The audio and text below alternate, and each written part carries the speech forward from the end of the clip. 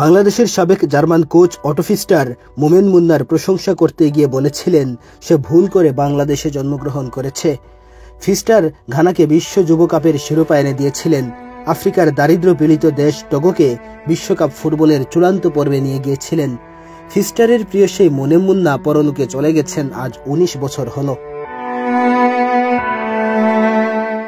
২০০৫ সালের ১২ ফেব্রুয়ারি না ফেরার দেশে চলে যান বাংলাদেশের ফুটবলের সোনালী ইতিহাসের মহানায়ক মোমেন মুন্না। সময়ের সাথে সাথে ক্ষণজন্ম এই মহানায়ককে ভুলতে বসেছে সবাই। অনেকের আবার মনেও নেই তার মতো কেউ একজন এসেছিল বাংলাদেশের ফুটবলে, উপহার দিয়ে গেছেন মনে রাখার মতো কিছু মধুর স্মৃতি। ৮০ দশকের মাঝামাঝি সময়ে বাংলাদেশের ফুটবলে মুন্নার উত্থান। প্রথম ২ মৌসুম মুক্তিযোদ্ধায়, এরপর ১ মৌসুম ব্রাদার্স ইউনিয়নে। ১৯৮৭ সালে তিনি যোগ দেন আকাশে নীল জার্সিধারী আবাহনী শিবিরে। দেশের ফুটবলের অন্যতম জায়ান্টেই তিনি পার করে দেন তার পুরো ফুটবল ক্যারিয়ার। সে সময় তিনি ছিলেন আকাশচুম্বী জনপ্রিয় এক ফুটবলার। ১৯৯১ মৌসুমের দলবদলে তিনি আবাহনীতে খেলেছিলেন ওই সময়ের বিচারে অকল্পনীয় ২০ লাখ টাকা পারিশ্রমিকে, যা শুধু বাংলাদেশই নয়, অনেকদিন পর্যন্ত গোটা উপমহাদেশেই ছিল এক অনন্য রেকর্ড। ১৯৮৬ সালে সিউল এশিয়ান গেমস দিয়ে তিনি গায়ে জড়িয়েছিলেন জাতীয় দলের জার্সি। এরপর ১৯৯০ সালের বেইজিং এশিয়ান গেমসে তিনি প্রথমবারের মতো জাতীয় দলের অধিনায়কের আর্মব্যান্ড হাতে পরেছিলেন। তার নেতৃত্বেই ১৯৯৫ সালে বাংলাদেশ মিয়ানমারে ৪ জাতি প্রতিযোগিতার শিরোপা জয় করেছিল।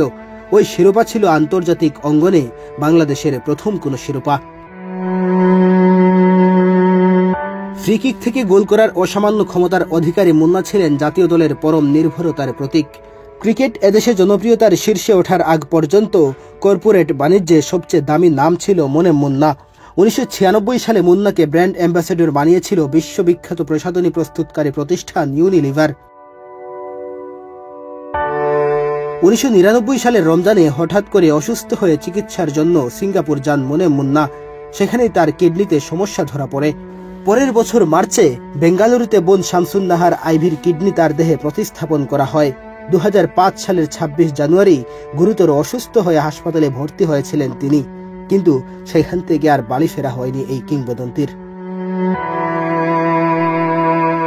পৃথিবীর পথ পাড়ি দিয়ে অনন্তের পথে যাত্রা করেছেন ২ দশক হল। স্মৃতিতে ধুলো জমতে শুরু করেছে। অনেকে ভুলে গেছে বাংলাদেশের ফুটবলের মহানায়ক মোমেন মুন্নার কথা। তবুও বছর ঘুরে যখন এই দিনটি আসে, মোমেন মুন্না হয়তো আকাশ থেকে দেখেন এদেশের ফুটবল আবারও জেগে উঠছে।